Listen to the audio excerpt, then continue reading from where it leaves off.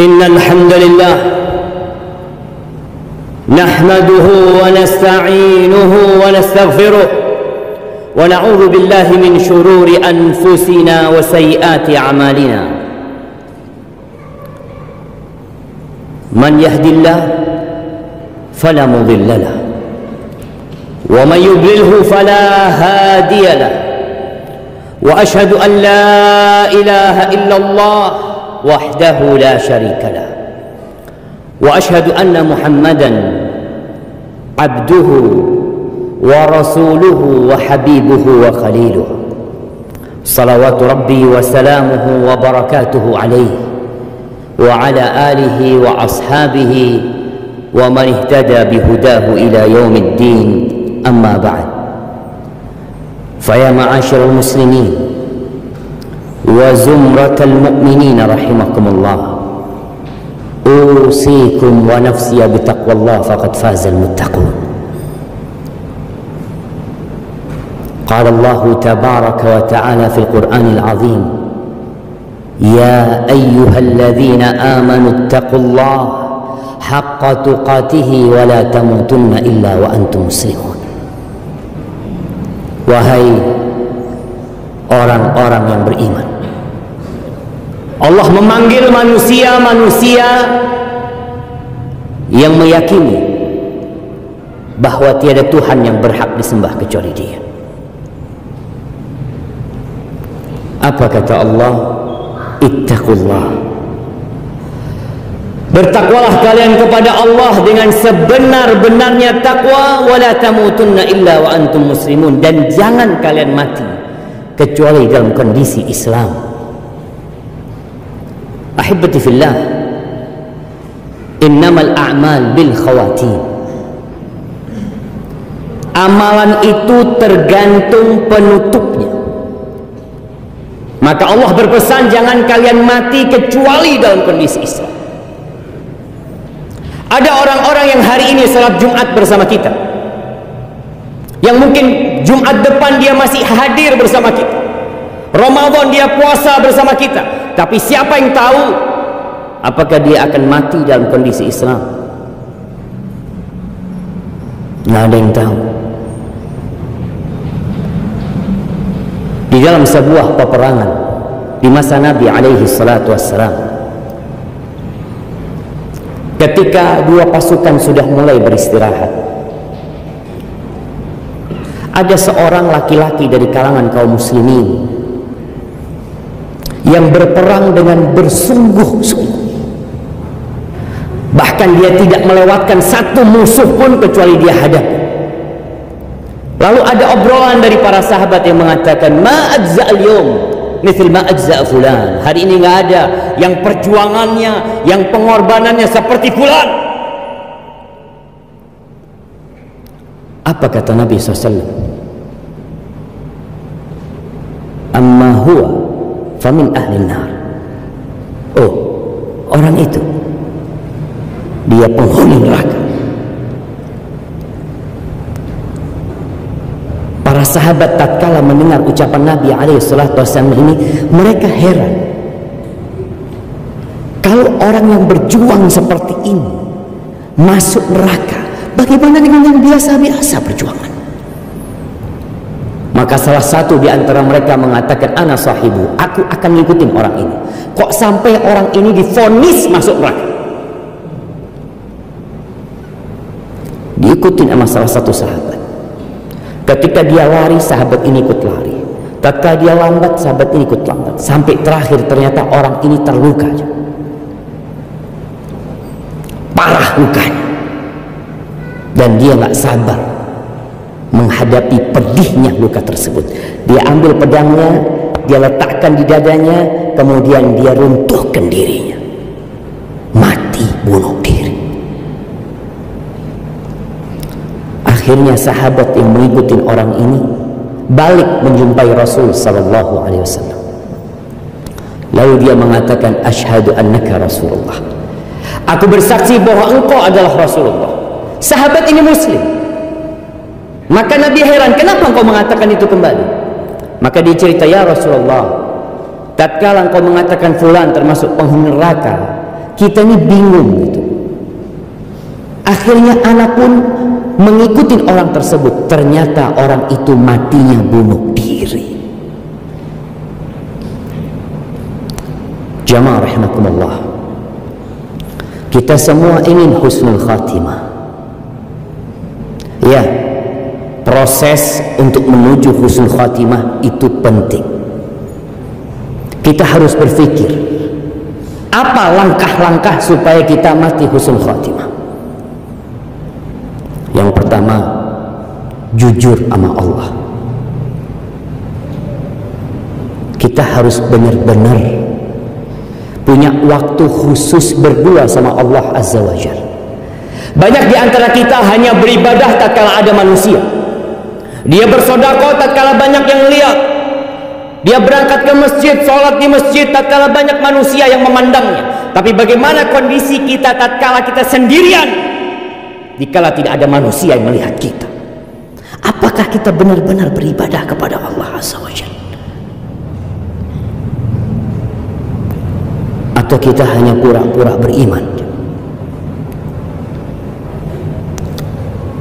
Punyakah kita waktu di sepertiga malam akhir, tatkala manusia tidur terlelap dalam mimpinya, kita bangun menghadap Allah Azza wa Jalla, lalu kita menghamparkan sejadah kita, istri kita nggak melihat, anak-anak kita nggak tahu? Punyakah kita waktu itu? Kalau kita melihat 7 golongan yang kelak akan mendapatkan naungan dari Allah Azza wa Jalla pada hari kiamat, yauma la dhilla illa dhilluh, pada hari tidak ada naungan kecuali naungan yang Allah berikan pada hari itu, banyak di antara mereka adalah orang-orang yang beribadah sembunyi-sembunyi. Nabi menyebutkan tentang seorang yang bersedekah. Sedekah terang-terangan itu boleh. Kita datang ke masjid, ada kotak amal, kita masukkan duit, boleh, baik, asalkan ikhlas. Kata Allah, in tubdus sadaqat fa ni'mah, baik engkau sedekah terang-terang. Wa in tukhfuha wa tu'tuha al-fuqara, tapi kalau engkau sedekah dan engkau sembunyikan, engkau berikan kepada orang-orang fakir, fa huwa khairul lakum, itu lebih baik buat kalian. Untuk membuktikan kita benar-benar beriman kepada Allah dan kita tidak main-main. Maka disebutkan dalam hadis itu, wa rajulun tasaddaqa bi sadaqatin fa akhfaha, dan seorang yang bersedekah dengan sebuah sedekah yang dia sembunyikan, hatta la ta'lamu shimaluhu ma tunfiqu yaminuhu, sampai tangan kirinya tidak tahu apa yang diinfakkan dengan tangan kanan. Kita punya amalan yang tersembunyi jemaah, atau amalan kita semua terang-terang? Dan Nabi juga menyebutkan di antara 7 golongan itu alaihi salatu wassalam, wa rajulun dzakarallaha khalian fafadat aina, dan seorang yang mengingat Allah sendirian lalu air matanya menetes. Mungkin sebagian kita pernah menangis karena sedih ditinggal orang-orang yang dicintai, menangis karena nasib yang buruk mungkin. Tapi pernahkah kita punya air mata yang kita teteskan karena takut sama Allah Azza wa Jalla? Atau semua tangisan kita adalah karena urusan dunia? Maka kalau ingin husnul khatimah, hendaklah kita memiliki amalan yang tersembunyi. Ada seorang salafus saleh yang berpesan, liyakun li ahadikum khib'un min amalin saleh. Hendaklah kalian atau setiap kalian memiliki amal soleh yang rahasia, yang sampai mati nggak ada yang tahu. Bagaimana cerita Ali ibn Husain ibn Ali Zainal Abidin yang dikenal dengan As-Sajjad, yang ahli ibadah di kota Madinah. Ketika Ali meninggal dunia, kota Madinah itu kehilangan sedekah sembunyi-sembunyi. Mereka baru tahu kalau ternyata yang biasa sedekah itu fulan. Kapan tahunya? Ketika orang itu mati. Yang kedua, ahibati fillah, kalau kita ingin husnul khatimah, kita perlu menjaga kewajiban-kewajiban kita. Jangan sampai bolong-bolong sholatnya. Ya, kadangkala sebagian mengatakan, anak kadangkala beribadah, kadangkala berbuat dosa. Gimana kalau engkau mati tatkala engkau berbuat dosa? Maka tatkala berbuat dosa, segeralah bertobat kepada Allah Azza wa Jalla, karena kita nggak tahu kapan ajal itu menyebut kita. Yang ketiga, jangan menunda amal soleh. Sebagian kita itu menanti-nanti. Oh, nanti, besok, pekan depan. Ada yang berpikir mau berangkat umroh, mau berangkat haji, dia dalam kondisi mampu, dia mengatakan nanti saya akan berangkat, tahun depan saya akan berangkat, saya akan daftar. Ternyata ajal menjemput dan dia tidak pernah berangkat haji, padahal dia sudah mampu haji, wajib sudah haji buat dia. Badiru bil a'mal, kata Nabi SAW, segera kalian beramal, segera. Kadangkala kita dengar nasihat, dengar ceramah, dengar gitu, tapi kita tidak segera mengamalkan. Kata Nabi SAW, badiru bil a'mal, segera kalian amalkan. Fitanan kaqita'il lailil muzlim, sebelum datang fitnah-fitnah, kekacauan-kekacauan yang seperti potongan malam yang gelap gulita. Yusbihu rajulu mu'minan, pagi harinya dia beriman, wa yumsi kafiran, sorenya sudah kafir. Wa yumsi mu'minan wa yusbihu kafiran, sorenya masih salat maghrib, subuhnya sudah berhenti tidak salat lagi, dia sudah kafir.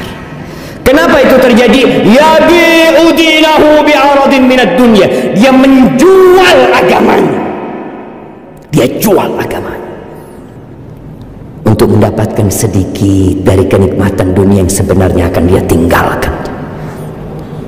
Cepat beramal. Wa anfiqu, kata Allah, wa anfiqu mimma razaqnakum min qabli an ya'tiya ahadakumul maut fayaqula rabbi laula akhartani ila ajalin qarib fa asaddaq wa akum minas salihin. Allah katakan, kalian infakkan, kalian keluarkan harta itu yang kami berikan kepada kalian sebelum datang ajal kepada salah seorang di antara kalian. Lalu dia mengatakan, wahai Rabbku, kalau engkau undur sedikit umur, kepingin apa? Fa'asaddaq, dia kepingin sedekah. Tatkala beliau melihat malaikat-malaikat datang dengan kafan yang dibawa oleh mereka dan melihat malaikat maut hendak mencabut nyawanya, dia mengatakan, tolong undur waktuku sedikit. Kenapa? Dia sayang dengan apa yang dia kumpulkan dari harta yang membuat dia telat Jumatan selama ini. Dia sayang, ternyata semua harta itu ditinggalkan, rumah ditinggalkan, jabatan ditinggalkan, tanah-tanah atas nama dia semua ditinggalkan. Dia ingin satu, fa'asaddaq, izinkan aku mau sedekah aku. Wala yu'akhirallahu nafsan idza jaa ajaluha. Nggak ada sudah. Kalau sudah datang waktunya, maka jangan menunda-nunda amalan. Yang terakhir, berdoa, minta husnul khatimah. Aqulu qawli hadha wa astaghfirullah li wa lakum wa lisairil mu'minin wal mu'minat fastaghfiruh innahu huwal ghafur. Alhamdulillah wa kafa, wassalatu wassalam ala nabiyil mustafa sayyidina wa maulana Muhammadin wa ala alihi wa ashabihi wa man iqtafa, amma ba'd. Bicara doa minta husnul khatimah, berapa kali kita minta sama Allah dalam sehari? Mungkin sebagian kita nggak pernah doa minta husnul khatimah. Nabi Yusuf alaihissalam berdoa mengatakan kepada Allah, tawaffani musliman wa alhiqni bis salihin. Ya Allah, matikan aku dalam kondisi Islam, ini Nabi, dan kumpulkan aku dengan orang-orang saleh. Doa Nabi alaihi salatu wasalam, ya muqallibal qulub tsabbit qalbi ala dinik. Seringkali Nabi membaca doa itu, wahai yang membolak-balikkan hati, tetapkan hatiku di atas agamamu, matikan aku di atas agamamu. Apa kata para sahabat? Ya Rasulullah, amanna bika wa bima ji'ta bihi, atakhafu alaina. Ya Rasul, kami sudah beriman kepadamu, kami percaya yakin dengan apa yang kau bawa. Apa kau khawatir dengan kami ini? Kata Nabi alaihi salatu wasallam, na'am, aku khawatir. Kalau Nabi alaihi salatu wasallam khawatir dengan sahabat-sahabat yang melihat Quran itu turun, yang mereka memandang Rasul sallallahu alaihi wasallam, bagaimana dengan kita? Beliau mengatakan hati manusia itu berada di tangan Allah Jalla Jalaluhu, yuqallibuha kaifa yasha. Allah bolak-balikkan, terserah Allah. Maka perbanyak doa dan tanyakan kepada kita, berapa kali kita berdoa minta husnul khatimah, berapa kali kita berdoa memohon supaya ditetapkan hati kita, khususnya di masa yang penuh dengan fitnah ini. Ahibati fillah, hari ini hari Jumat, kita tahu ada sebuah surat di dalam Al-Quranul Karim namanya surat Jumu'ah. Tapi sebagian kita sampai hari ini belum tahu dengan aturan Jumatan. Masih banyak yang hadir tatkala khatib naik mimbar, tatkala malaikat sudah tutup bukunya, kita hadir.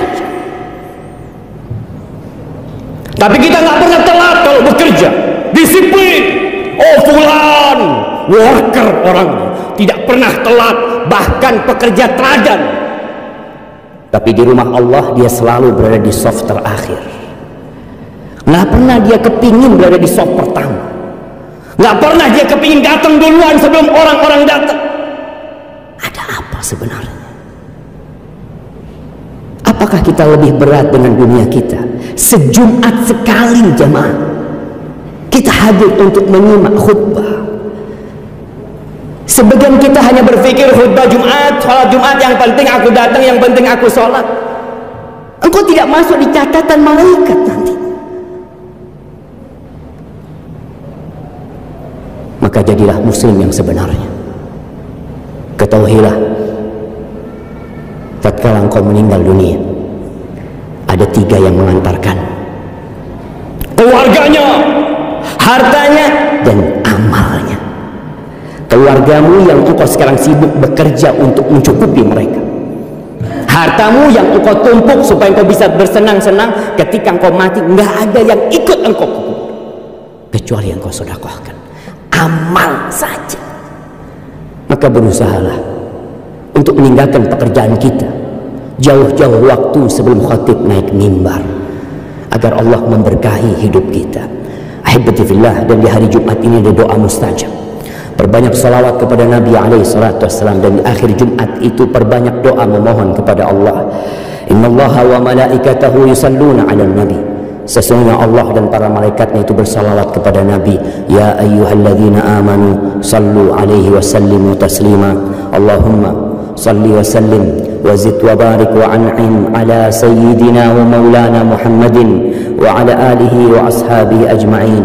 Allahumma ighfir للمؤمنين والمؤمنات والمسلمين والمسلمات الأحياء منهم والأموات إنك سميع قريب مجيب الدعوات. اللهم منزل الكتاب مجري السحاب هازم الأحزاب اهزم أعداءك أعداء الدين يا رب العالمين. اللهم أصلح ولي أمرنا وولاة أمور المسلمين. اللهم أصلح ولي أمرنا وولاة أمور المسلمين. اللهم أصلح ولي أمرنا وولاة أمور المسلمين.